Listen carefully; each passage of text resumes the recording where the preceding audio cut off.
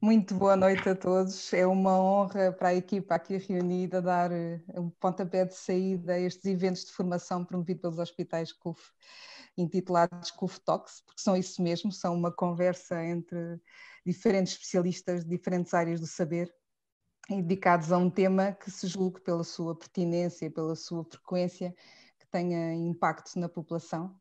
E é por isso mesmo que estamos aqui hoje reunidos neste momento da nova forma de comunicar, neste webinar de forma aberta e gratuita para ter acesso, qualquer pessoa interessada no tema possa ter acesso a este tema, porque acreditando que a melhor forma de prevenção passa mesmo pela educação, e é por isso que aqui estamos, para educar e formar sobre a saúde e sobre a doença, na tentativa máxima de promover aqui a literacia em saúde, para capacitar as pessoas para conseguirem tomar decisões de uma forma partilhada, mas de uma forma fundamentada.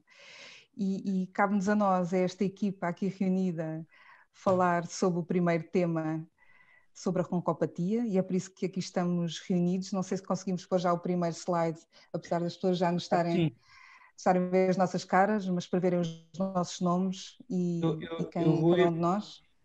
Então eu vou pedir depois se nos dizem se conseguem ver ou não a tela e conseguem ver.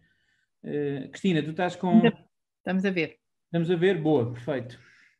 Portanto, as nossas caras e os nossos nomes. Esta é a equipa que está hoje aqui reunida para falar sobre a roncopatia, sobre alguns mitos à volta do ressonar, de muitos dos mitos englobados em muitas das frases que nós ouvimos no nosso dia-a-dia. E esta é parte da unidade do sono do Hospital CUF Infante Santo, em que temos o Dr. André Marisa Almeida, médico dentista, o Dr. Pedro Cebola, médico dentista, e dedicados há alguns anos a esta área da medicina dentária do sono, ainda um bocadinho desconhecida para muitas das pessoas. Eu, Susana Sousa, sou pneumologista e também integro esta equipa. A doutora Paula Alves, fisioterapeuta, dedicada também a esta área em particular da medicina dentária do sono e da patologia dentária e da patologia do sono, e a professora Cristina Caroça, médica otorrinolaringologista, a quem dou já aqui o primeiro tema, que é uma das frases que ouvimos muitas vezes, o ressonar é normal, senhor doutor, não é? O ressonar é normal, professora Cristina.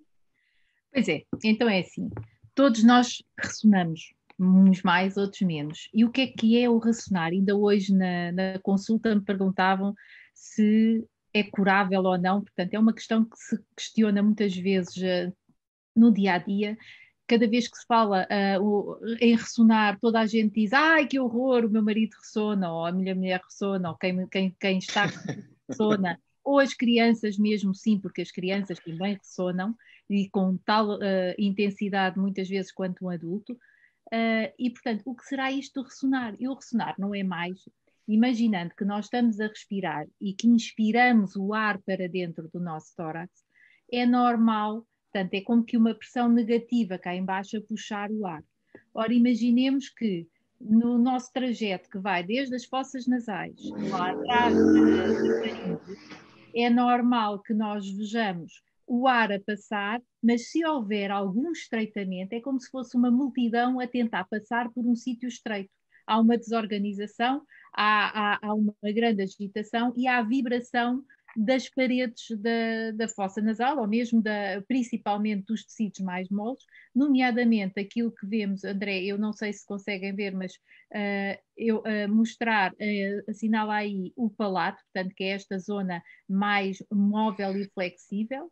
Pode ser, nomeadamente, a base da língua, que nós sabemos que muitos de nós dormimos de barriga para cima e, portanto, a base da língua como que desce pela força da gravidade e que portanto, vai provocar o estreitamento da via aérea, portanto, a base da língua, e, por outro lado, ao nível da epiglote, que é aquela tampinha que ou dá para respirar, é aquela zona das pistas de automóveis que dá para virar para um lado ou para o outro, portanto, ou vai respirar ou vai comer, e esta epiglota às vezes pode provocar o tal estreitamento e pode mesmo vibrar e provocar uma roncopatia. Portanto, tudo o que seja um estreitamento à passagem do ar pode provocar esse ruído. Ora, como nós muitas vezes, ou porque estamos constipados, ou temos uma amigdalite, ou porque temos refluxo que chega cá acima e que nos dá uma hipertrofia desta base da língua e que nos dá um estreitamento, portanto temos que pensar nessas situações. Uma rinite provocada, por exemplo, pelo tabaco, uma alteração que muitas vezes nós não ligamos, mas que pode ser importante.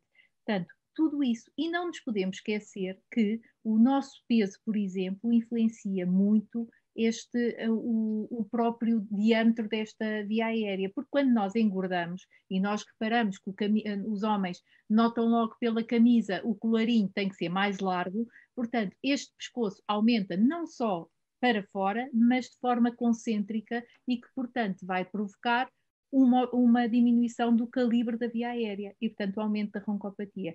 Roncopatia, o ar passa por um sítio estreito, quando este colapsa mesmo, para de respirar e aí passamos a um outro grau de patologia que será a apneia do sono. Basicamente, esse é o problema. Mas existem outros problemas associados também à roncopatia e que a medicina dentária, não é? André e Pedro. Aliás, esta parte, eu não sei se foi escolhida esta questão do peso, vi logo a seguir, vi logo antes ou não. Eu tenho grave foi aleatório. Eu tenho graves dificuldades de falar desta questão do peso na consulta de medicina dentária e do sono, não, estou a brincar, eu digo perfeitamente, mas realmente esta questão, e é muito engraçado, porque há muita gente que não consegue ligar, ou seja, não consegue fazer a conexão entre esta questão do ressonar e do ranger os dentes, mas há muita gente que nos procura, não é, Pedro? E nós também estamos ligados à parte de bruxismo e à parte do bruxismo, ranger os dentes ou apertar os dentes, e há muita gente que nos procura muito pela questão do cerrar os dentes, apertar os dentes, causa dores aqui grandes, mas muitas vezes nós começamos a consulta por como é que é o seu sono, quando procuram pela questão da dor muscular ou da dor de cabeça ou da questão destas dores aqui nesta zona, porque muitas vezes tem a ver com a questão da roncopatia ou até da eventual apneia.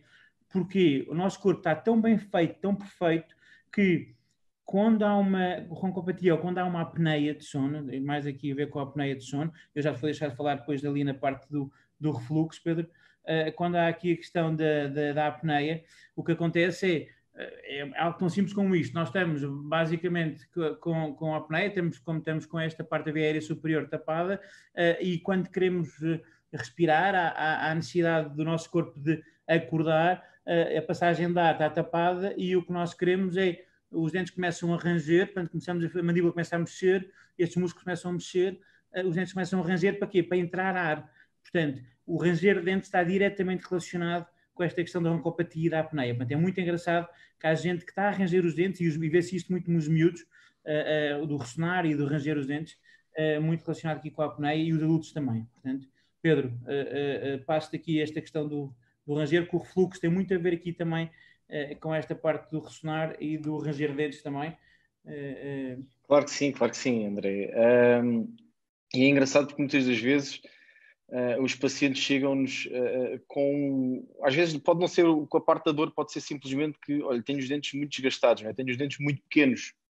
E nós, à partida, começamos a fazer aqui várias questões, como tu perguntaste muito bem, que é como é que é o seu sono. É uma pergunta fundamental.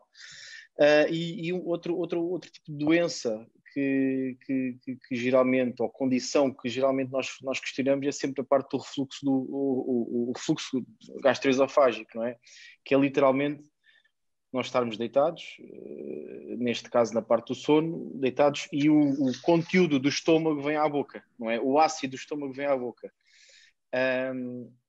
E há como tu disseste bem, que o nosso corpo é muito inteligente, o nosso organismo é muito inteligente, tem quase como se fosse um safe mode, um modo de segurança para quando há todo este ácido ou acidez na zona aqui da garganta e da boca, a nossa tendência natural é apertar e ranger os dentes para quê? Para estimular a saliva.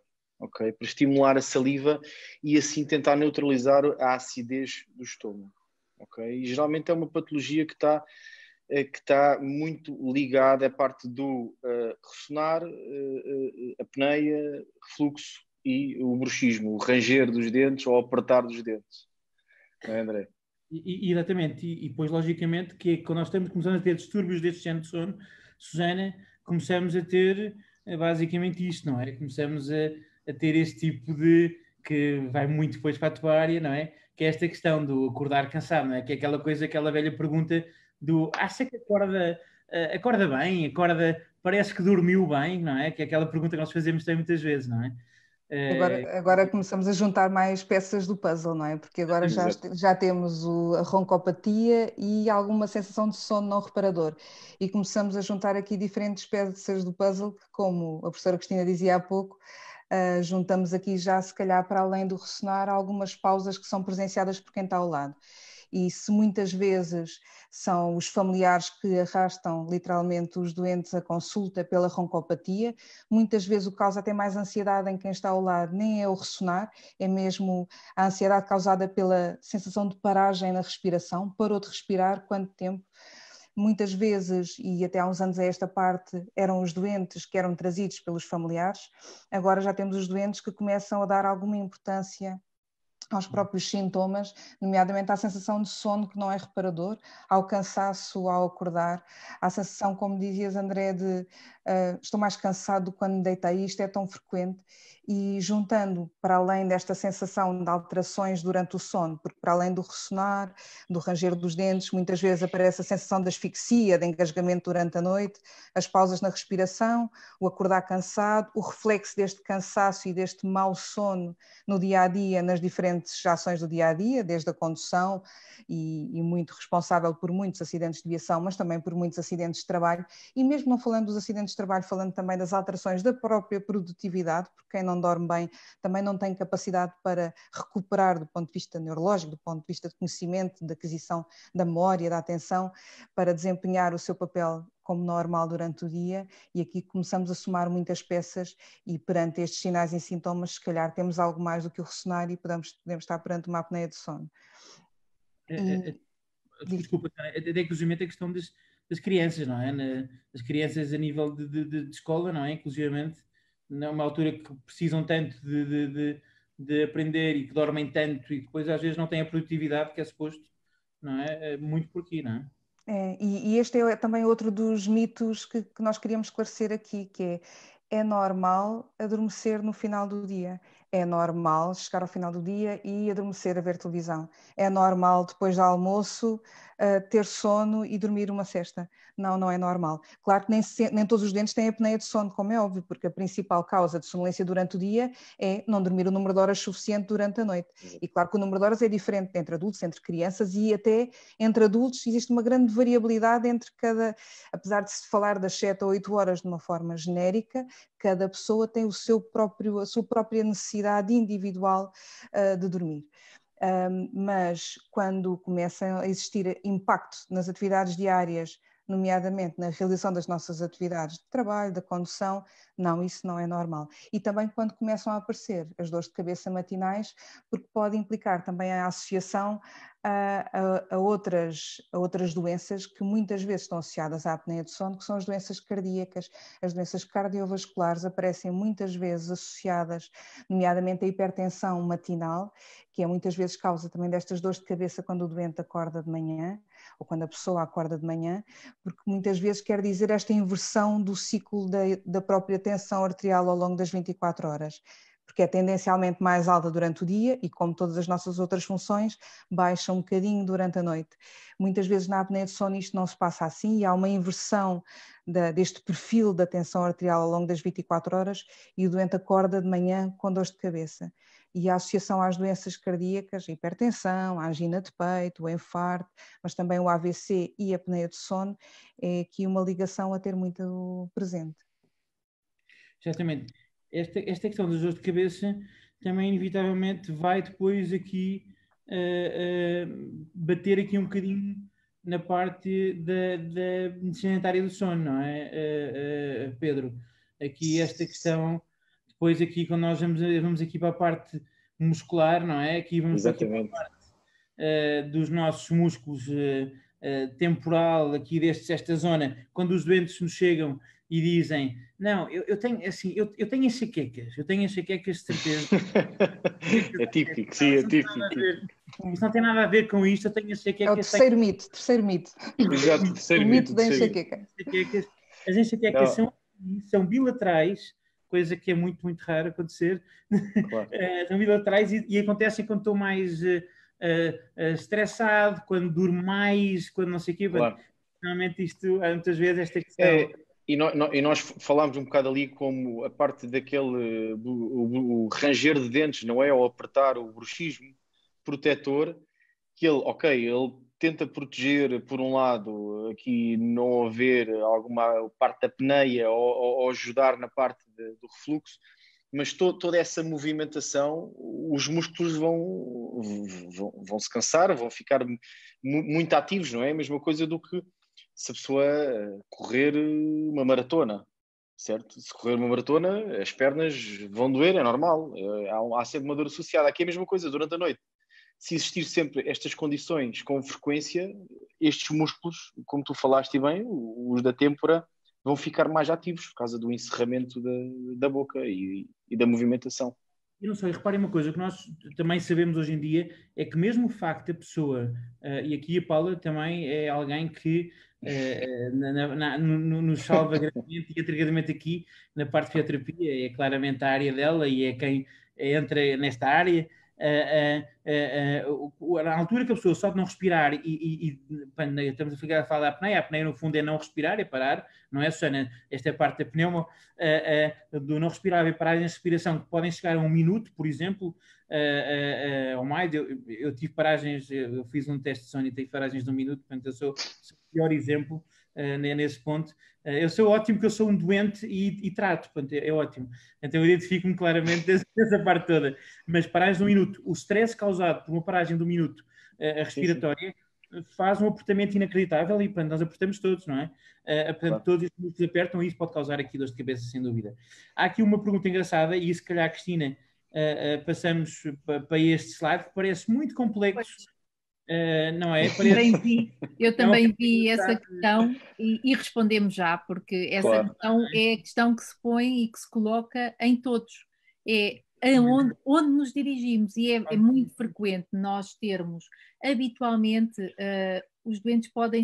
Uma consulta de roncopatia, apneia do sono, é uma consulta multidisciplinar, ou seja, não há uma especialidade única que seja a porta de entrada. Por isso mesmo, os doentes, de acordo com as queixas que eles apresentam, vão ter, por exemplo, determinadas consultas. Por exemplo, um doente com roncopatia muitas vezes vai ter a otorrino porque tem uma obstrução nasal ou porque já ouviu dizer que existe uma cirurgia milagrosa, e já vamos falar mais tarde da abordagem do doente com roncopatia, porque não é bem assim. Nós temos que avaliar, muitas vezes é o próprio médico de medicina dentária que identifica o doente e o doente nem sequer vai por uma queixa de roncopatia, vai por uma outra razão. Exato. E o médico de medicina dentária identifica como um potencial roncopata ou mesmo com apneia. Os doentes que vão à consulta, e nós vemos aí nessa barra aí a amarelo várias especialidades pelo qual o doente pode entrar, recorrer, sem queixas, nomeadamente numa consulta de cirurgia geral, um doente com obesidade. Entra na consulta por obesidade, não por roncopatia apneia do sono. Ele nem se imagina muitas vezes que é esse o problema. Problema de endocrinologia, um problema de cardiologia e que muitas vezes, como a doutora Susana Sousa falou, há determinadas patologias que são muitas vezes desencadeadas por esta situação patológica do próprio sono e, portanto, os doentes podem entrar por várias especialidades. Os grandes núcleos de especialidades depois para serem referenciadas serão antes a neurologia, que também existem distúrbios do sono mais relacionados com a própria neurologia, nomeadamente as alterações da memória das cefaleias e não só, alterações mesmo durante o sono mais do foro neurológico, outras, a patologia como a hipertensão, a patologia cardiovascular, a diabetes, a obesidade. Na medicina dentária já falámos também do bruxismo, e na otorrino eles vêm muitas vezes porque têm uma obstrução nasal, têm umas amígdalas grandes e, portanto, a procura pela roncopatia, reconhecendo como um problema da via aérea, procuram muito otorrino, mas sem dúvida que tem que ser uma atuação conjunta com várias especialidades. E aqui, nos quadrados, os que estão preenchidos são aqueles que fazem a parte de uma consulta interdisciplinar muito alargada para resolver estes tipos de problemas. Esta era a pergunta de Rita.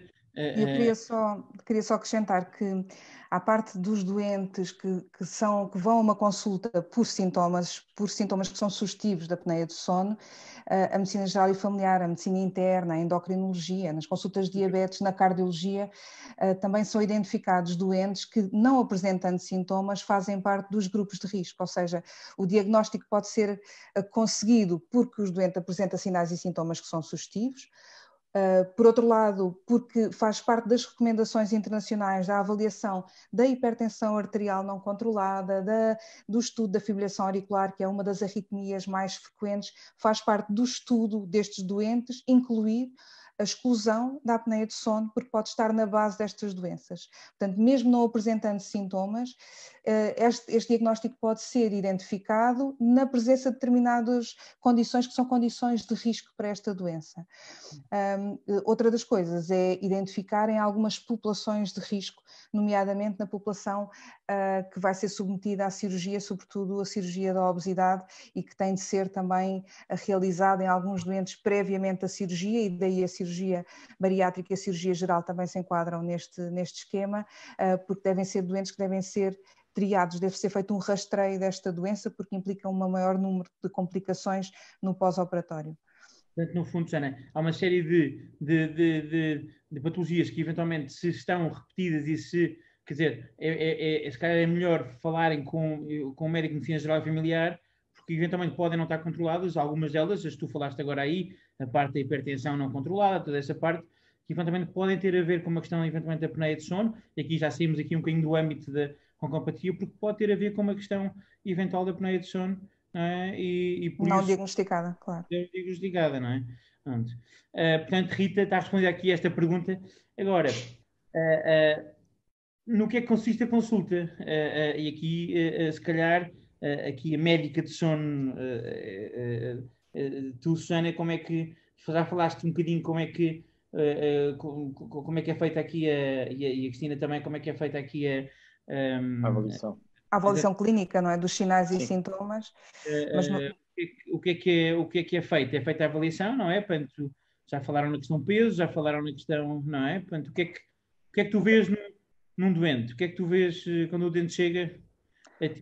No fundo, a consulta de sono é uma consulta em que é avaliada a história clínica, como qualquer outro diagnóstico, é um diagnóstico que é clínico e que é funcional, não é? E a parte clínica é fundamental, como em todas as outras doenças, na avaliação aqui um bocadinho mais de como é que é o padrão de sono do doente, quais são os hábitos de sono, a que horas se deita, a que horas se levanta, se cumpre uns horários regulares e um número de horas suficiente ou não, se existem as outras doenças, lá está os tais fatores de risco também para a apneia de sono, a hipertensão, a diabetes, a insuficiência cardíaca, os AVCs, as arritmias, as alterações também neurológicas, mais doenças neurodegenerativas, que também se podem associar a algumas perturbações do sono, a existência de medicação muito importante e para além dos hábitos medicamentosos, os hábitos tabágicos, já foi falado há pouco, que muitas vezes é a única causa da roncopatia, e os hábitos alcoólicos, que, como sabemos, também agravam muito o ressonar, e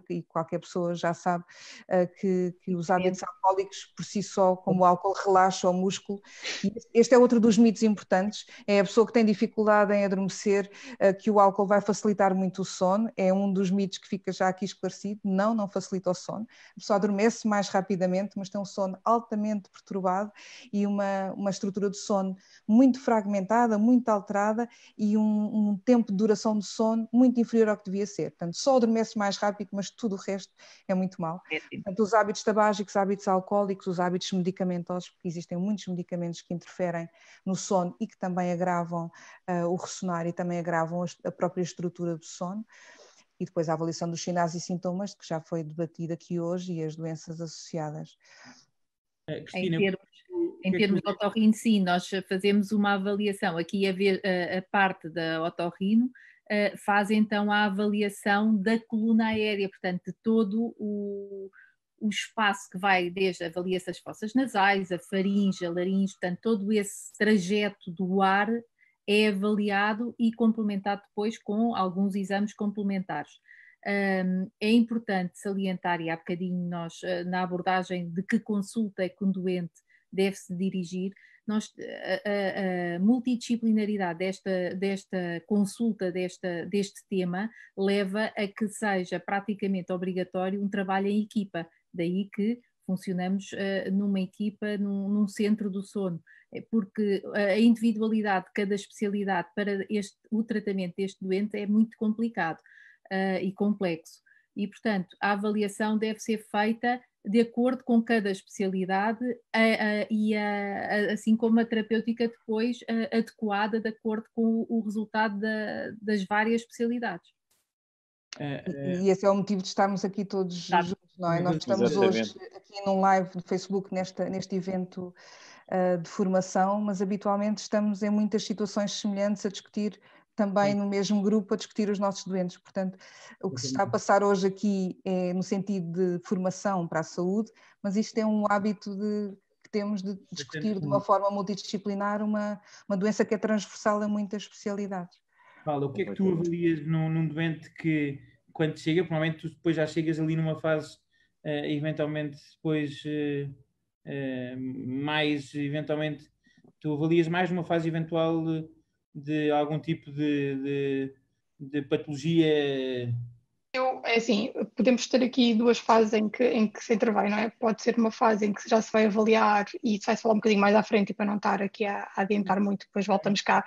Pode ser para avaliar a terapêutica, nomeadamente o DAMA, a colocação ou não, ou se temos aqui um doente com fatores de risco existentes que possam fazer com que possa vir a ter mais dor ou menos dor, mas no doente em geral, e há bocadinho tiveram só aqui para referir isso, há bocadinho teve-se a falar aqui das várias especialidades, não sendo a fisioterapia uma especialidade médica, mas trabalhando o fisioterapeuta com doentes que habitualmente têm dor, eu queria só deixar aqui uma nota importante, que se o doente tem uma dor que é mantida, prolongada, é importantíssimo também perguntar-se pelo sono, porque uma coisa é ter uma patologia, ter feito uma entorse e estar a doer, e isso é normal, e se calhar nessa noite vai ter dor porque fez a entorse e como tal vai dormir mal, isto é tudo normal, mas depois podemos ter um doente que é estas alterações do sono e estas paragens durante o sono e este não conseguir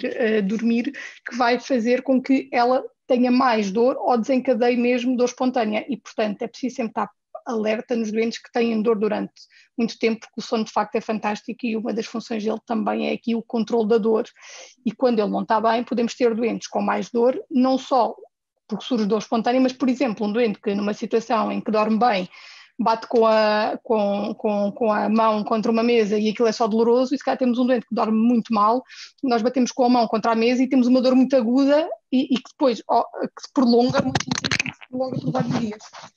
Fiquei sem som ou não? Não, está. Ouve-se bem. Pedro, relativamente a nós, o que nós basicamente avaliamos aquilo que vimos, não é? Portanto, avaliamos. Portanto, se calhar a primeira coisa que avaliamos, e de forma muito rápida, não é? É abrir a boca, não é? E ver, não é? Isso é uma coisa fácil de ver, não é? Pôr ao espelho, claro. E ver se há ou não, como é que estão a nível de passagem de ar, não é? Ver a língua, se a língua passa ou não completamente a via aérea. E acho que isso é uma boa forma até de mostrares que é para, uma vez que isto é um Culf Talks para pacientes, mas Culf Talks para pacientes é ver se abrirem a boca, não é? É epiglote. O Pedro vê-se bem. Eu abro. A úvula. É epiglote, não é campainha. Vem bem. A úvula. Desculpa, Cristina. A minha vez, espera. Eu dou sempre esta parte mais popular. E quando os doentes adormecem na cadeira do médico-dentista, que é assim, sim, a coisa claro. que causa menos sonolência na vida pela ansiedade que acarreta, quando os doentes adormecem nessa posição. Sim. Porque, principalmente é engraçado porque às vezes o nosso primeiro pensamento é: bem, eu sou tão bom, sou tão suave que o paciente até adormece. É isso. Mas isso não é só isso. É uma falsa ideia, é um mito. Este é outro mito. Não, mas só vocês virem, ou seja, se olharem para o espelho à vossa frente neste momento, tiverem um espelho ou virem à casa de banho e virem que não têm, que só vêm a língua, vêm ali as amígdalas, eventualmente não há espaço nenhum a passar ar, eventualmente podem ficar preocupados ou devem ficar preocupados porque eventualmente não há grande passageiro. Pelo menos ressonam. Exatamente. Principalmente, desculpa, André, na boca, os nossos sinais que nós vemos, e acho que as pessoas que nos estão a ver, que podem ver já ao espelho, é o que tu falaste, que é abrir a boca, ver úvula, se consegue-se ver a úvula, ou se o céu da boca, o palato, não é? Preenche aquela zona toda. Se há umas linhas, uma espécie de uns vincos nas bochechas por dentro, na mucosa jugal, Mais brancos, exatamente. A língua... Desculpa. Sim, a língua com a marca dos dentes nos bordos. Não é? Eu costumo dizer que os doentes têm a faca do pão, têm uma serrilha da faca do pão. Às vezes perceberem melhor, peço para eles verem ao espelho. Claro. E está na língua de fora e a ver se está mordida. Exatamente. E muitos, os dentes, principalmente os da frente, desgastados por causa do tal movimento que tu falaste há bocado, quando há o ressonar, a roncopatia, e que há mais a parte da apneia, não é? A pessoa tem tendência aos dentes da frente, a mandíbula avançar e os dentes da frente ficarem muito desgastados. Está aqui é anónima, está aqui uma pergunta, fica já aqui também respondida, que foi dentista e que diz que o teu exame, através do exame tinha uma estado deslocado e que ressona também, o que é que deve fazer? Portanto, a ideia, se calhar, é eventualmente ir perceber um bocadinho mais esta questão de que tipo de exame é que é, realmente o que é o deslocado, portanto, eventualmente consultar aqui alguém que se dedicasse mais a esta área e não só a parte de sono, mas que se dedicasse mais a esta área depois do maxilar estar deslocado, para perceber, no fundo, rever aqui um bocadinho esta situação era importante, porque uma coisa pode não ter nada a ver com a outra, mas também uma coisa pode estar a agravar a outra. Portanto, se calhar alguém que se dedicasse aqui às duas áreas era uma parte importante, sem sombra de dúvida. Claro. Susana e Cristina, a próxima pergunta que temos aqui é que exames é que são solicitados. Ou seja, aquela ideia é muito... Toda a gente pergunta na nossa consulta, quando não é? A primeira coisa que eu digo, não, olha, eu antes de fazermos qualquer coisa vamos ter que fazer um exame de sono. Que chatice, tenho que dormir no hospital. Quer dizer, a primeira coisa é essa. Exato. E a avaliação clínica em consulta serve para isso mesmo, para perceber qual é que é o exame adequado para cada doente. E falando de estudos de sono, existem diferentes níveis de complexidade de estudos de sono, desde os mais simples a uns mais complexos, mas quer um, quer outro nível pode ser feito no domicílio do doente, que de alguma forma preserva o ambiente normal do doente, portanto não vai interferir com este efeito de primeira noite que às vezes vemos nos estudos de sono, que são os doentes que estranham a cama, estranham a almofada, estão a dormir, estão a ser vigiados, e às vezes pode ser constrangedor para conseguir aquilo que se quer, que é reproduzir uma noite de sono como o habitual, mas muitas vezes nós precisamos mesmo de uma noite de sono no hospital, com videovigilância, com exames de maior complexidade. Em relação à apneia de sono, a maior parte dos doentes consegue ter um diagnóstico com um exame mais simples realizado no domicílio, mas como digo, a avaliação em consulta é fundamental para decidir qual é que é o nível de estudo de sono que nós precisamos, e é um exame simples, é um exame que não dói, é um exame sobretudo para avaliar se existe ressonar, como é que é a respiração, se existem as tais pausas na respiração associadas ao ressonar, se existe esforço respiratório. Sempre que paramos de respirar existe uma descida do oxigênio, portanto é outro dos parâmetros que é avaliado, é qual é que é a repercussão das paragens na respiração sobre o oxigênio, sobre a pulsação. e avaliar tudo isto ao longo do período em que o doente consegue repousar, durante o período de registro do estudo de sono. E com isto conseguimos não só confirmar se existe o diagnóstico ou não, mas perceber, de acordo com o número de paragens, qual é que é a gravidade da apneia de sono, falando da apneia de sono em particular.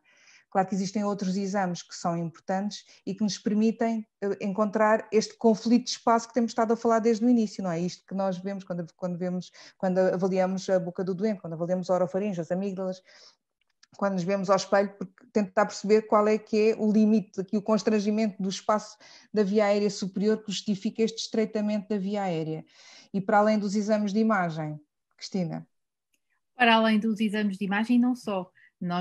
Não podemos nos esquecer que, em termos de estudo do sono, para nós também é muito importante a parte da avaliação da posição, porque, como nós já tínhamos falado anteriormente, que a roncopatia se deve a um estreitamento da coluna aérea, é importante avaliar também se o doente está deitado de barriga para cima, se confirma ou não, para tentar avaliar e eventualmente tentar descobrir qual a razão, ou então mesmo de lado, porque existem outras situações em que pode surgir ou podem surgir alterações anatómicas que levam, por exemplo, a uma maior apneia quando um doente está deitado de lado, por exemplo, uma hipertrofia das amígdalas, aquelas que nós vemos lá atrás, uma ser maior que quando nos deitamos de lado ela pode cair e provocar uma obstrução. Aliás, está aqui uma das questões que tem sobre a criança que ressona, habitualmente a roncopatia e mesmo a apneia do sono na criança,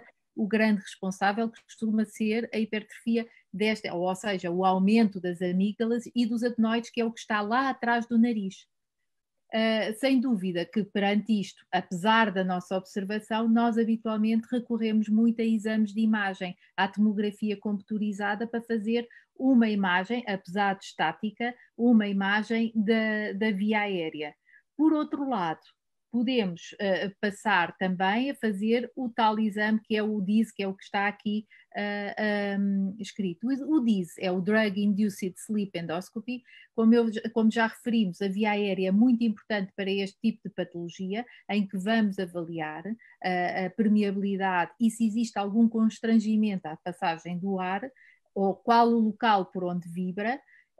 Este exame é um exame que é feito sob anestesia geral, em que vamos induzir o sono ao doente, e ao induzir o sono ao doente com uma câmara, com um fibroscópio fininho, que entra pelo nariz e vai percorrer toda a via aérea, vai nos permitir assim ver como é que se comporta a nossa via aérea, porque uma coisa é quando nós estamos a fazer uma tomografia computurizada, nós estamos acordados, e acordados mantemos um tónus muscular, ou seja, evitamos parar de respirar, evitamos que o nosso palato cole lá atrás ou à base da língua. Portanto, aquilo que nós temos que ver, e neste vídeo dá para ver, nós fazemos o exame com o doente inicialmente acordado, pomos, e nós fazemos juntamente com a medicina dentária, com um registro dentário em que vai colocar os dentes para diante, o maxilar inferior, para afastar toda aquela parte mais posterior da base da língua e da epiglote, e deste modo tentar aliviar a via aérea. E aqui é a fossa nasal, o cavo, onde são os adenoides, e depois ao percorrer, portanto, vemos lá atrás, à frente, vemos a epiglote e a base da língua cá para o nosso lado. O que é que acontece? Este doente tem ali a epiglote e a base da língua deste lado. Com o registro dentário, nós vemos que o doente tem espaço para respirar. Quando nós, durante o exame, depois tiramos este registro, o que é que vai acontecer? E vocês vão reparar que a base da língua e a epiglote caem. Portanto, é o baseline, é aquela altura em que nós tiramos o dispositivo, e ao tirar ele vai colapsar. Este doente ressona e faz a apneia. E quando se deita de lado, aquela epiglote continua colada à parede posterior da faringe e, portanto, faz também a roncopatia e a apneia. Assim, no fundo é um conflito de espaço, não é? Não passar ali, não há espaço na via aérea ali. Não, a tomografia computarizada dava a tomografia computarizada não dava grandes alterações, dava um estreitamento, mas não parecia que fizesse obstrução, mas efetivamente na realidade e durante o sono, este doente fazia as apneias por esta razão. E, portanto, o dispositivo foi um dos tratamentos adequados para o doente e que está bem, não é verdade, André e Pedro? Portanto, para além da avaliação clínica em consulta, do estudo de sono, de ataque, muitas vezes são necessários outros exames. Eu quero só, antes de passar a ti, André, queria só reforçar, porque este é outro dos mitos importantes. Se no adulto ressonar não é normal, na criança, já que foi uma das questões que foi colocada, na criança não é de todo normal. E é mais difícil na criança perceber depois a repercussão deste sono alterado e do ressonar durante o dia. Portanto, nos pais em que as crianças ressonam, têm de ser avaliadas as crianças. Aqui o tratamento é curativo na maior parte dos casos e é preciso estar atento a pequenos sinais durante o dia. Não tanto a sonolência, mas alguma dificuldade de atenção, alguma dificuldade de aprendizagem, alguma dificuldade de concentração, que é fundamental estar atento. E ressonar na criança não é de todo normal. Aliás, uma coisa que nós... chegam-nos alguns... É muito engraçado que normalmente, às vezes é ao contrário, os pais chegam através das crianças, nesse caso eu acho que as crianças chegam através dos pais, porque os pais acham sempre que é normal as crianças, ressonam um bocadinho, quer dizer, e nós chamamos muita atenção que não é normal as crianças ressonarem, e o que eu normalmente digo sempre é para pegarem no telefone e filmarem como a criança dorme. Eu acho que é melhor isso e mostrem ao vosso otorrino e mostrem ao vosso pneumologista, porque eu acho que é importante, quer dizer, aquelas apneias, aquelas paragens que eles fazem, aquelas ressonar que eles fazem é muito importante, porque, reparem, e quantidade de informação que eles estão a ter, eles precisam dormir e precisam dormir bem. Mesmo a questão do ranger dos dentes, e agora aqui um bocado a brasa na nossa sardinha, o ranger de dentes, que às vezes, quer dizer, que é um mito também que é considerado normal, mas imagina o que é. Se vocês chateiam o ranger de dentes no quarto, em frente à porta, que chateia tanto que até fecham a porta para não ouvir o ranger de dentes dele, imaginem a criança que está a ranger os dentes no quarto a ouvir o ranger de dentes. Portanto, imaginem, não consegue dormir. Está bem? Mas pronto, mas aqui esta questão do DIS, a endoscopia, é fantástico, realmente foi uma mudança inacreditável a nível de visualização do que é um aparelho, que é o que nós vamos a falar sobre ele, um aparelho se funciona bem ou não, tanto para a roncopatia, para o ressonar, como para a questão da apneia. Pronto, e nós podemos já voltar um bocadinho mais à frente a ele, mas pronto, mas é bastante bem. E portanto, se calhar, e a pergunta é um bocadinho esta, não é? Porque há muita ideia... Qual é o tratamento? Tratamento, não é? Que é toda a gente acha, Susana, ou muita gente acha, agora já não, mas muita gente acha que tem de dormir obrigatoriamente com a máquina, não é? A máquina, nem sequer fala mais nada, é a máquina. Não é o nome, não é? A máquina, com o aparelho, com a máquina. Voltando só um bocadinho atrás, e ainda aquela questão da Rita de por onde começar, onde é que nos devemos dirigir, se no adulto a apneia de sono é aqui abordada entre a otorrina, a pneumologia e a neurologia, na maior parte dos casos, na criança que ressona, devem dirigir-se a uma consulta de otorrino, porque aí sim é o otorrino que pronto, aqui muda um bocadinho em relação aos adultos, não é? Aí as crianças devem ser avaliadas numa consulta de otorrino. Aliás, tem a questão da... Aliás, já tinha referido a hipertrofia deste linfóide. É amígdalas, não é? Aparentemente. Amígdalas e adenoides. Adenoides, ok.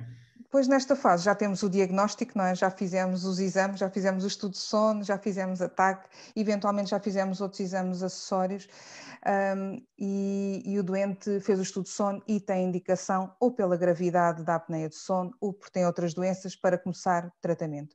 Como disse há pouco, o estudo de sono permite perceber qual é que é a gravidade da apneia de sono e perante uma apneia de sono grave, a indicação de tratamento primeira linha é mesmo dormir com o aparelho, que no fundo, aqui retratado de uma forma muito caricata, mas no fundo é a aplicação através de uma máscara, mais bonita do que aquela que está aplicada no Homer Simpson, mas mais bonita, mais simpática, mas existem máscaras de... No fundo nós estamos a falar de uma doença que foi descrita há relativamente pouco tempo, não é? E só nos anos 80 é que se começou a falar do tratamento da apneia de sono e eu costumo dizer que este aparelho é uma coisa tão complexa quanto quem o inventou pegou num aspirador e inverteu o motor. Portanto, no fundo é um soprador de ar. É só isso. Temos estado a falar sempre do conflito de espaço, da via aérea que está muito apertada e que colapsa e que encerra e não deixa passar o ar. No fundo, o que o aparelho faz é, através da aplicação dessa máscara, empurrar o ar com uma determinada força de forma a que as estruturas abram para deixar o ar entrar e sair sem dificuldade. E é um tratamento só para utilizar durante o sono.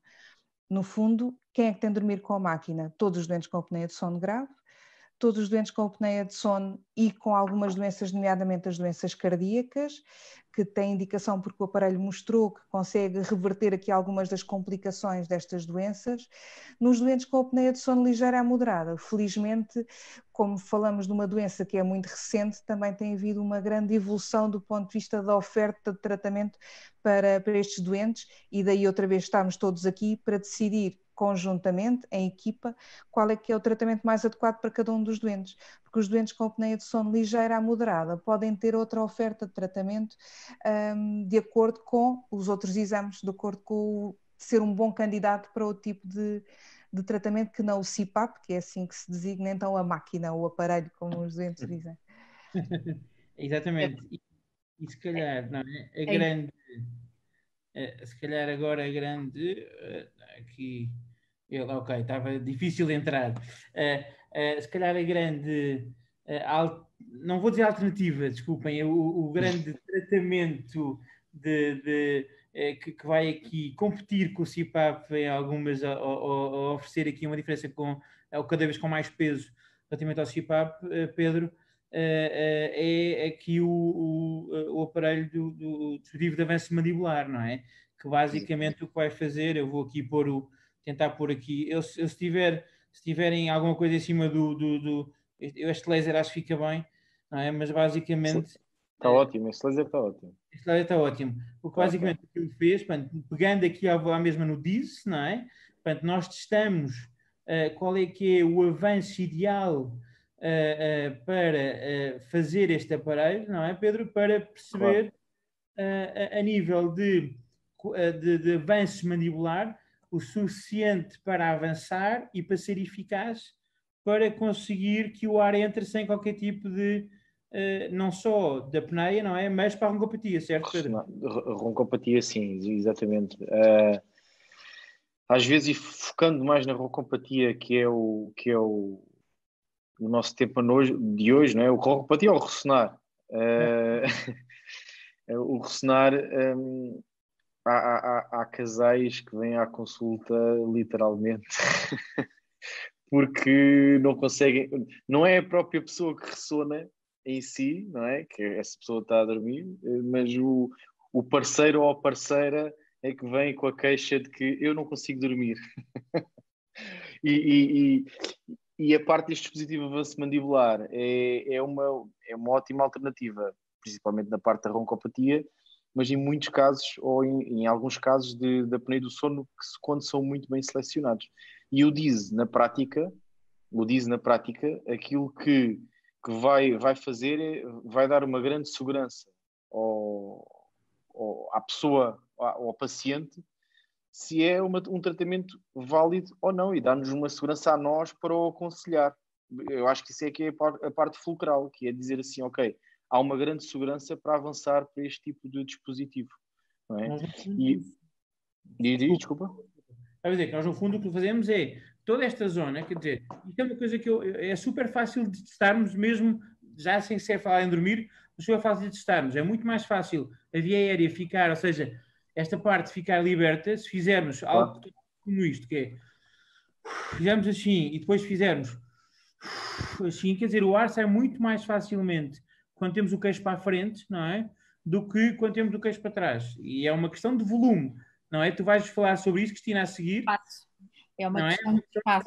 É uma questão de espaço. Em termos de tratamento, há sempre uma maior de otorrino. Aquilo que nós tentamos fazer sempre é tentar tratar medicamente tudo aquilo que se possa tratar através de medicação, de medidas comportamentais que já são se falar. Mas em termos médicos, a parte da rinite, que é a inflamação da mucosa nasal, em que nós vamos tentar reduzir esta obstrução nasal. E vemos aqui, nestes exames de diagnóstico, olha, passa esses slides, passa. Em termos de imagem, a imagem da tomografia computadorizada, que não posso porque me esqueci de uma coisa ali naquele slide, o desvio do septo, a rinite, tudo isso pode influenciar na permeabilidade nasal, e essa deve ser corrigida. Se for uma rinite, o tratamento muitas vezes passa por um tratamento médico. Se for um desvio do septo, temos que fazer a correção cirúrgica. Entretanto, em termos de palato, aquilo que nós temos de palato, base da língua, são cirurgias que são muito variáveis em termos de tratamento, são muito variáveis em termos de sucesso, porque têm outras variantes, outras condicionantes, nomeadamente o peso, que vai influenciar grandemente o sucesso, muitas vezes, destas intervenções, daí que nem sempre possam ser adotadas em determinados doentes. E, portanto, o DISE, por este modo, veio facilitar a identificação dos eventuais locais, porque muitas vezes não é só um local que está estreito, são mais do que um local, e por esse motivo leva a que seja a necessidade de intervir a vários níveis. E essa intervenção a vários níveis pode ser compensada pela intervenção da medicina dentária pelo dispositivo de avanço mandibular. Mas sem dúvida que não podemos esquecer de todas as outras estratégias de tratamento que temos que indicar ao doente e que temos que dizer. Sim, sem dúvida que o dispositivo de avanço mandibular foi, Susana, e cada vez está a ganhar mais importância pela questão de uma eventual não adaptação ao CPAP, que ela existe por vezes, não é? Pela questão de ser, hoje em dia, nos guidelines, ou seja, nas regras que ditam a questão do cruzamento da apneia, e mesmo na questão eventual e agora, corrijo-me se estiver enganado, esta questão de uma eventual ligação entre a roncopatia e um possível desenvolvimento de uma apneia a longo prazo, portanto, que tem de ser também, ou seja, quem ressona pode vir a desenvolver apneia no futuro. Uhum. Portanto, a utilização do dispositivo de avanço mandibular está indicado ou está a ser cada vez mais utilizado, e aqui a medicina dentária do sono a entrar de uma forma, e a partir daí também nós estarmos estarem aqui, não é? E essa é uma questão também que é muitas vezes colocada, mas porque é que existe medicina dentária na vossa equipa, não é? A medicina dentária do sono tem conseguido dar uma oferta no tratamento da apneia de sono, sobretudo nas formas ligeiras a moderadas, e este quadro também mostra uma coisa importante, que é a forma dinâmica como nós abordamos, porque começando logo pela avaliação do peso, não é? Quando temos um doente com apneia de sono e obesidade, o primeiro tratamento antes de qualquer outro é recomendar a perda de peso, mas muitas vezes o doente pode começar pelo CPAP, pelo tal aparelho, dormir com o tal equipamento que evita as paragens na respiração através da aplicação daquela pressão, mas depois consegue perder peso e a gravidade da própria apneia de sono vai mudar. E se calhar o doente que inicialmente, por ter uma apneia de sono grave, podia não ter indicação para este dispositivo que a medicina dentária consegue oferecer no tratamento da apneia de sono, mas como diminuiu a gravidade da apneia de sono, passa a ter indicação para o próprio dispositivo de avanço mandibular. Eu vou aproveitar já agora para falar, já que estou a falar do tratamento, falar só sobre uma questão que foi aqui colocada, que é em relação por um dos nossos, uma das pessoas que está interessada em ver o webinar, em que colocou a questão de se já conseguimos prevenir alguns divórcios. Eu não consigo responder a esta questão se conseguimos prevenir algum divórcio, mas sabemos sim que a apneia de sono tem um impacto muito grande, não só no próprio, mas no casal, na família e na sociedade. E no casal porque, para além do ressonar, que incomoda muito quem está ao lado, como disse, muitas vezes o que incomoda mais quem está ao lado é a ansiedade da pausa na respiração. As esposas acabam muitas vezes por ter a dificuldade, eu digo as esposas porque é uma doença que atinge quase 50% dos homens e 25% das mulheres, é uma doença mais frequente nos homens, mas não quer dizer nada, mas muitas vezes o familiar acaba por ficar muito mais ansioso com as pausas do que o ressonar, mas para além disso, as pessoas com apneia de sono têm disfunção sexual, alteração da libido que vai interferir na vida do casal e, por outro lado, leva a todas aquelas alterações em relação ao cansaço diurno a que se associam ao aumento da irritabilidade, o que não fará muito bem à vida enquanto casal. Portanto, eu não sei responder do ponto de vista estatístico se já prevenimos alguns divórcios, espero que sim, espero pelo menos, seguramente já demos alguma qualidade de vida enquanto casal e enquanto família a muitos doentes. Acho que é uma das causas de divórcio nos Estados Unidos, não é? É uma causa importante de divórcio nos Estados Unidos. Mas não tem estatística em Portugal. Gostava só era de desmistificar um bocadinho aqui um assunto, é que a roncopatia não é só no sexo masculino, existe também no sexo feminino. E, portanto, Exatamente. nós estamos acostumados a dizer que o marido ressona, mas há muito sexo feminino com roncopatia. Sim, eu acho que, aliás, eu acho que isto tem muito a ver também com a questão, Cristina, aqui a parte hormonal e a questão menopausa, não é? A questão menopausa, não é? As mulheres começam ali a ressonar na altura da menopausa, tem muito a ver ali com a parte hormonal, portanto, não é de admirar, não fiquem muito irritadas quando começarem a dizer que começam a ressonar nessa altura, porque é verdade. Ou é possivelmente verdade. Um aumento do peso, por exemplo, pode levar a um aumento da roncopatia, como já disse. Nós aumentamos de peso para fora, mas de forma concêntrica ao nível da via aérea, portanto aumenta a roncopatia. Paula, eu se calhar há aqui uma pergunta que é perfeitíssima para tu começar, para tu falares aqui das outras. Sobretudo deste esquema, não é? Deste esquema. Que é verdade que exercitar a língua pode reduzir substancialmente o ressonar. Então, em relação aqui a este esquema, falando um bocadinho sobre ele, queria se calhar agora aqui, já falámos daquelas estratégias que são as principais. Todas as outras acabam por ser coadjuvantes, está bem? E depois elas, quais é que se adequam e a que doentes depende da avaliação que se faz do doente, como já foi referido, e para cada doente podem escolher estratégias diferentes. Mas efetivamente temos aqui uma grande área em que cada vez mais temos estudos que mostram que quer a intervenção seja com dano, quer a intervenção seja com a máquina, com o CPAP, em qualquer uma destas situações, elas, se utilizadas em simultâneo, trazem benefícios, melhoram a qualidade de sono, diminuem o ressonar e melhoram as apneias. Temos, por exemplo, os exercícios miofasciais, aquele senhor está ali, que ele faz exercício com a língua, porque ele está a mostrar isto mesmo, está a mostrar os exercícios que se fazem para o fortalecimento de todas as estruturas internas e da boca e para a língua. Habitualmente é uma área que quem a desenvolve é a terapia da fala. Portanto, eu quando tenho um doente que necessita, há alguns básicos que todos nós sabemos e que podemos indicar, mas depois quando é um doente que precisa efetivamente deste tipo de intervenção, ele deverá ser efetivamente indicado para a terapia da fala, porque eles conhecem outras estratégias. Depois temos ainda a questão dos exercícios, e dentro dos exercícios está ali o músculo, porque efetivamente sabe-se que se melhorar os músculos da respiração, quer os que fazem a inspiração, quer os que fazem a expiração, isso também é benéfico e também contribui para estas melhorias que eu já referi anteriormente, e inclusivamente o exercício na sua vertente mais aeróbica, por exemplo, pôr o andar de bicicleta ou correr, ou mesmo aquele exercício de treino em ginásio para ganhar massa muscular, são benéficos para melhorar a apneia do sono e o ressonar.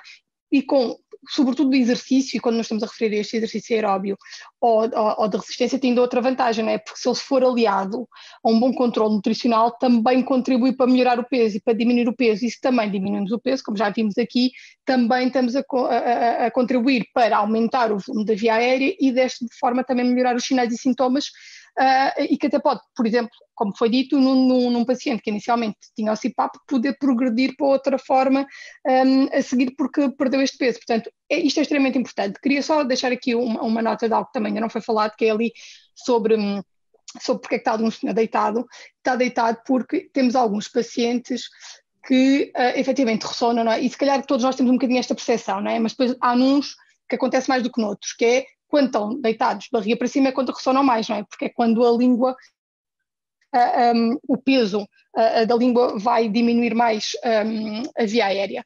Portanto, quando é feito os exames de sono e quando se verifica que a apneia ocorre sobretudo nesta posição, há hoje em dia até uns dispositivos que podem ser, há sempre o dispositivo antigo que é o companheiro ou companheira e dando os encontrões, não é? Mas isso depois a gente também quer dormir e às tantas já está a incomodar. Portanto, há uns dispositivos que podem ser colocados e fornecem um estímulo ao doente sempre que ele assume a posição de barriga para cima, de modo a levá-lo a mudar de posição e, portanto, é algo que também, em algumas circunstâncias, pode ser adequado.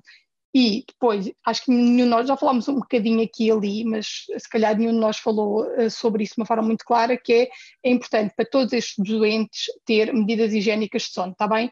E nas medidas higiênicas de sono estão aquelas coisas que quem trabalha na área está sempre a chatear. Quando são jovens eles detestam que nós lhe digamos logo que o telemóvel não pode entrar no quarto, mas entre estas medidas temos o deitar e o levantar mais ou menos sempre nos mesmos horários, o não haver consumo de álcool nem de tabaco, como já foi referido, sobretudo ao final do dia, o podemos ter uma refeição mais ligeira, a prática de exercício que eu disse que era benéfica deve ser feita, se a opção for um exercício mais intenso, deve ser feita pelo menos 3 a 4 horas antes de dormir. O quarto não deve ter luz, deve ter pouco ruído, a temperatura deve ser a adequada. Não devem efetivamente entrar qualquer dispositivos, porque eles são estimulantes do nosso cérebro, portanto não é só pela luz, não devem entrar qualquer dispositivos com ecrãs no nosso quarto e depois devemos criar também aqui uma rotina de sono, de modo a tentar que, à medida que vamos fazendo a rotina, o nosso cérebro vá assim, digamos, percebendo que está na hora de ir para a cama e depois quando nos deitemos seja mais fácil adormecer. Portanto, em relação aqui a isto, acho que é isso. Depois, se eu puder, quero ter só uma coisinha sobre o DAM, mas agora podemos prosseguir. Não, mas podes dizer já uma coisinha sobre o DAM. Posso? Então, porque há bocadinho falou-se do DAM e eu queria só dizer que se falou aqui, a minha intervenção aqui no DAM tem muito a ver com, se há bocadinho disseram, não é, com os tipos de avanço que o doente pode fazer, isso é avaliado no DIS, não é? E que em doentes diferentes não podemos ter que fazer avanços diferentes. Sabemos que dispositivo de avanço mandibular. Sim, o dispositivo de avanço mandibular. Sabemos que quanto mais avançamos para a frente, mais alongamento, mais estiramento, maior tração vai ser feita, quer na articulação temporomandibular, quer nos músculos mastigatórios. E isto às vezes pode desencadear dores. E, portanto, quando habitualmente se coloca o dispositivo de avanço mandibular, também se avalia aqui o doente para tentar perceber. Primeiro, tem que saber qual é que é o avanço que é necessário, não é? E se for um avanço muito grande, se calhar às vezes temos que começar com um avanço mais pequeno e ir aproveitando e alongando e trabalhando todos estes tecidos, quer musculares, quer articulares, de modo a que quando o dispositivo seja colocado não tenhamos um paciente com dor, não é? Porque depois temos doentes que efetivamente às vezes acabam por não aderir muito bem ao CPAP, mas se eu tiver colocar um DAM como opção e se o doente depois desencadear dor, ele também vai ter essa resistência a este dispositivo e portanto convém termos as estruturas preparadas e trabalhando o doente para ele não desencadear dor. Acho sobretudo isto. Sim, ou seja, porque, aliás, muitas vezes o que nós fazemos, tu fazes também, Pedro, de certeza, eu muitas vezes quando estou a fazer o registro para o dispositivo, e o registro é basicamente uma peça que fazes com que o queixo avance, eu às vezes fico ali um bocadinho, vale o que vale, mas fico ali um bocadinho para testar, inclusive o avanço, para perceber se aquele avanço é dentro do expectável e dentro do normal, para perceber se o doente consegue tolerar ou não, e muitas vezes o doente vai seguir, ou seja, eu muitas vezes antes de colocar o aparelho, aquele aparelho que avança, aquele tal aparelho que avança, para perceber se, no fundo, se o doente que vai colocar, ou seja, se a pessoa que vai colocar consegue ou não tolerar e vai para a pala antes de fazer uma sessão de fisioterapia ou terapia, e está aqui uma pergunta sobre terapia miofuncional que eu vou aproveitar já, Paula, não sei se já viste ou não. Não vi. Para fazer, claro que a terapia miofuncional também pode funcionar perfeitamente. Nós há aqui uma linha muito fina entre terapia miofuncional, fisioterapia, a terapia da fala. Eu como sempre, estou muito habituado à fisioterapia e, portanto, aqui meia culpa, logicamente, que acabo de trabalhar com fisioterapia e nós temos a nossa equipa de fisioterapia, mas, logicamente, quem trabalha com terapia da fala tem imensa sorte também, portanto... Mas eu há bocado era difícil mesmo, que é quando é algo muito específico, às vezes pode seguir para a terapia da fala, não é? Depende do tipo de terapia ou do grau de terapia miofuncional que é necessário. Se for um doente que efetivamente tem enorme benefício com isso, ele segue para a terapia da fala. Se for algo mais simples, às vezes damos um ou outro exercício ao doente, mas quando é necessário, ele segue sempre. Não, por usar os duas, não é? Sim. Muitas vezes nós acabamos por usar trabalho a fisioterapia, aliás, trabalho a nossa fisioterapia da CUF, agora passo, quer dizer, não é inevitável passar a publicidade, CUF Talks, não é possível negar, mas não só contigo, mas com toda a equipa de fisioterapia que nós temos, dedicada a esta área, mas depois a mesma terapia da fala vai acabar por entrar a ter uma fase mais, às vezes, de controle, inclusivamente, nesta fase do sono e toda na fase de educação, inclusivamente. Mas pronto. Há aqui mais outra questão. Antes do ressonar, há aqui outra questão, já que estamos a falar deste tipo de tratamento, há outra questão que é importante ficar esclarecida, se os dispositivos orais, estes dispositivos de avanço da mandíbula, os DAM, que tentávamos estar a falar, se implica alguma intervenção cirúrgica. Foi questionado também por um dos nossos ouvintes. Então, não, é assim, e realmente a cirurgia, nós temos a sorte de ter na nossa equipa, e se calhar também aproveito já essa parte, temos a sorte de ter na nossa equipa uma série de outras especialidades, como é lógico, na área, na nossa, e se calhar, Susana, tu como coordenadora, temos uma série de outras áreas, não é? Temos a cirurgia maxilofacial, temos, como já foi falado, também a psiquiatria, a neurologia e a psicologia. Não conseguimos de todo, por uma razão logística, conseguir estar todos aqui hoje a abordar este tema neste live e, portanto, escolhemos as especialidades que habitualmente tratam, sobretudo, a patologia respiratória do sono, a patologia obstrutiva do sono, a apneia obstrutiva do sono, mas as outras especialidades estão presentes quando discutimos os doentes e, portanto, a neurologia, a psiquiatria, a cirurgia maxilofacial, a cardiologia, estão sempre presentes connosco. Mas, relativamente a esta questão dos dispositivos mandibulares, não, quer dizer, não de todo. Os dispositivos mandibulares são aparelhos super tranquilos, feitos ou de acrílico ou de poliamida, os mais evoluídos são feitos mais evoluídos, quer dizer, mais confortáveis, ao meu ponto de vista. Eu, inclusive, sou um utilizador de um dispositivo de avanço mandibular, não deveria, mas sou um utilizador porque não tenho aderência ao CPAP, mas são dispositivos que se colocam na boca tranquilamente, faz moldes como se fazem para uma prótese ou para um aparelho normalíssimo, faz-se o DIS. Eu acho que aqui, desde que começámos a fazer, desde que eu fui introduzido ao DIS, a Cristina já trabalhava antes com o DIS, portanto, realmente fazer o DIS, fazer o exame endoscopia de sono faz toda a diferença. Faz endoscopia de sono, verifica se funciona lindamente, se funcionar bem, está feito e acabou.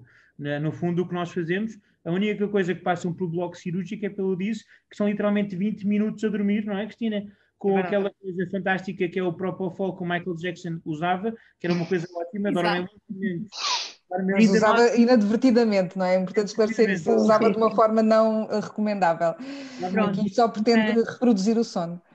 E apesar disso, em termos do DAM, claro que não precisa não é uma cirurgia, mas há aqui uma questão sobre o laser para o tratamento da roncopatia. Que é uma questão muitas vezes ouvida na consulta.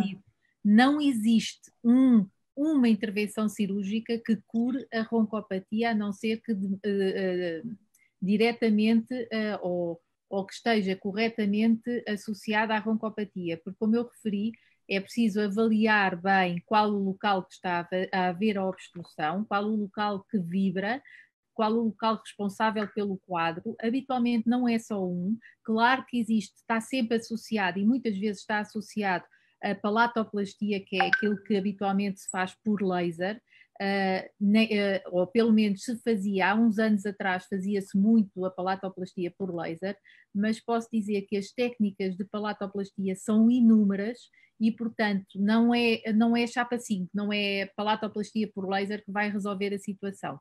Muitas vezes este tipo de cirurgia é uma cirurgia que dói, é uma cirurgia que requer alguns cuidados mesmo no pós-operatório e, devido ao aumento da temperatura local com o laser, é uma cirurgia que pode ter algum incómodo. Pode curar-se bem adequada à situação clínica. Portanto, não é uma chapa 5, a palatoplastia vai resolver tudo. Não. Muitas vezes até há doentes que foram submetidos, antigamente fazia-se muita palatoplastia, nomeadamente hoje em dia já não é tanto essa intervenção cirúrgica, tem-se verificado que a base da língua, a epiglote tem um grande papel, daí a importância não só do DAM, que é menos invasivo, mas até da cirurgia maxilofacial, que deve entrar neste contexto. Eu acho que sim. Exatamente, não, é que aquela pergunta, e aqui, se calhar, resumindo aquela questão, se calhar aquele quadro fantástico que nós tínhamos há pouco, aqui muito resumido, não é? A consulta é que se deve dirigir quando um doente, e este webinar, eu estou a ver aqui algumas perguntas que nós, se calhar, vamos deixar os contactos, porque são perguntas muito técnicas, e este webinar, nós às vezes somos levados, que somos todos académicos e somos levados para alguma linguagem mais técnica, e algumas perguntas estão a ser muito técnicas também, que eu estou aqui a verificar, e se calhar não faz sentido responder aqui.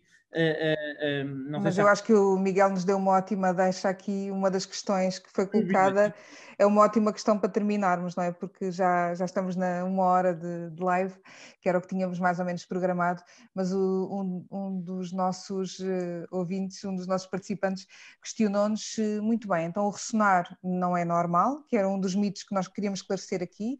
A roncopatia pode significar... pode ter alguma doença por base ou ser só roncopatia, mas não é normal. E até que ponto é que eu conheço tantas pessoas na minha família e amigos que ressonam, como é que eu devo aconselhar as pessoas?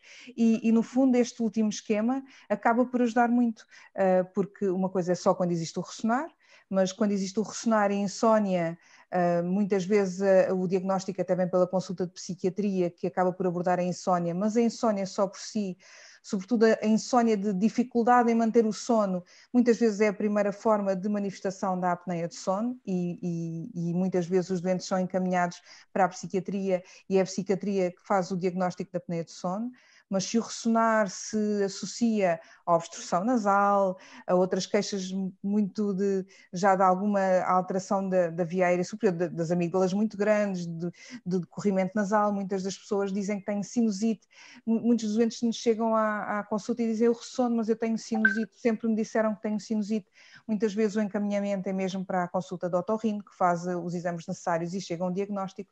Agora, quando existe doença cardíaca associada, quando existe doença respiratória associada, quando existe apneia de sono, acorda cansado, sonolência durante o dia, consulta de pneumologia acaba por ajudar no diagnóstico.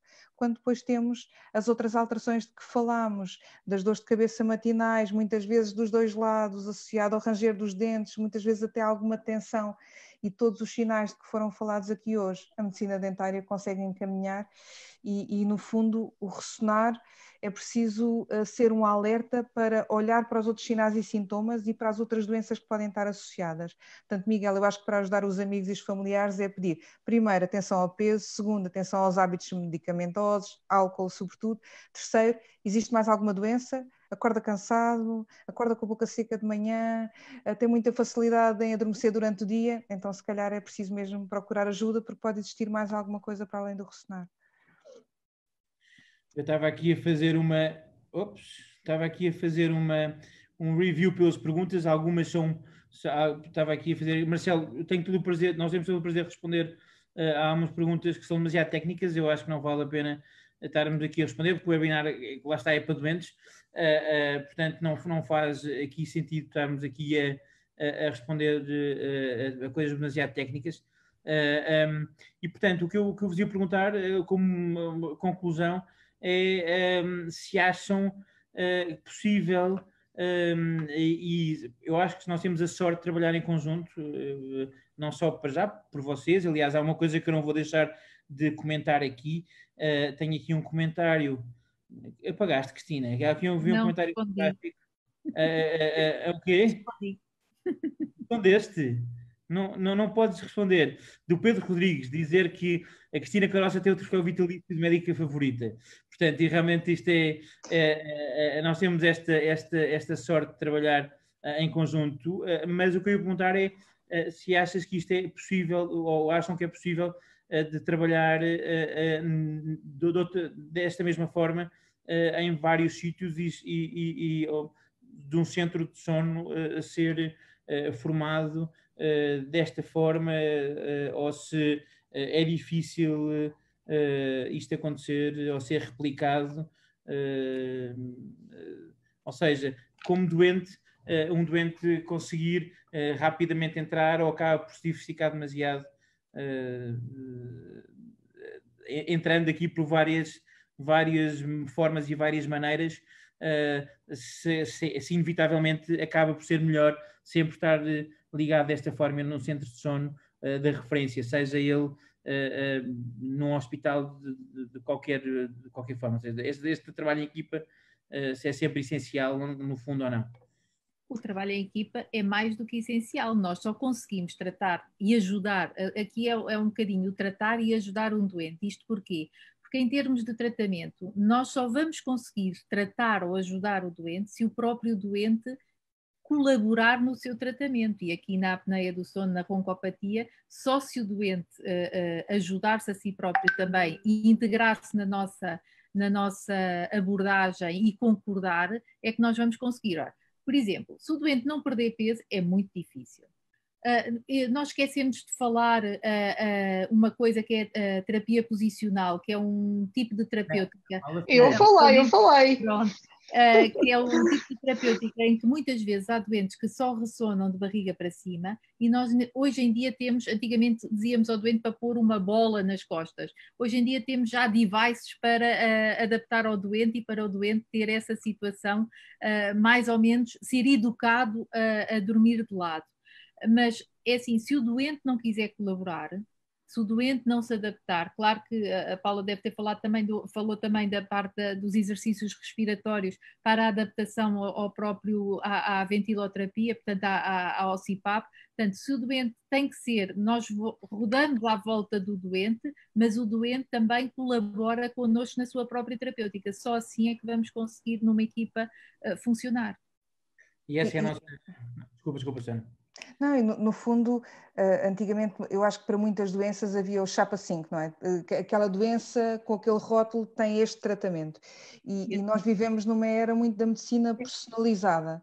E isso só conseguimos mesmo a equipa, porque quer o diagnóstico, quer o tratamento passam por diferentes especialidades. E só conseguimos identificar o tratamento certo para aquele doente em particular se trabalharmos a equipa. De outra forma, não vamos conseguir.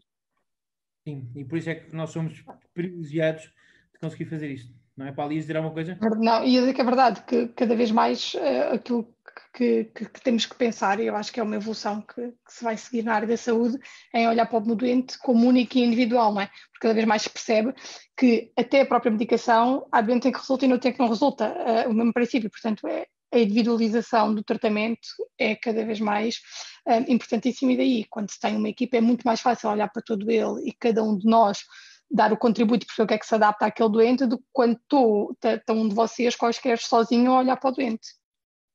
Pedro? Eu acho que esta visão integral, apesar de ser difícil já falar no fim, não é? Esta visão integral de cada pessoa, e nós temos casos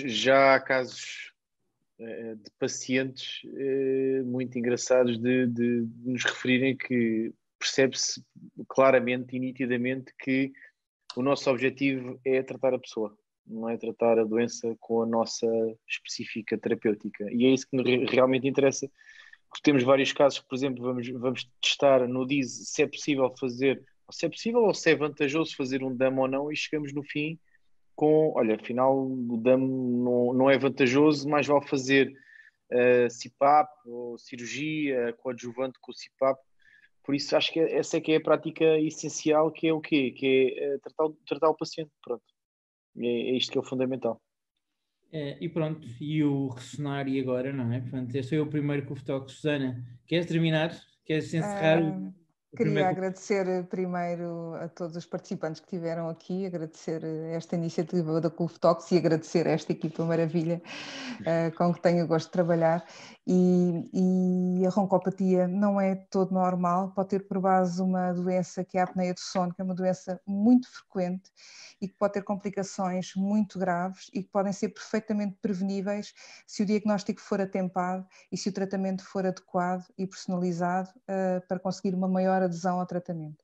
E, portanto, estamos perante uma doença fácil de diagnosticar, fácil de tratar e, portanto, é preciso só estar alerta e ressonar não é normal.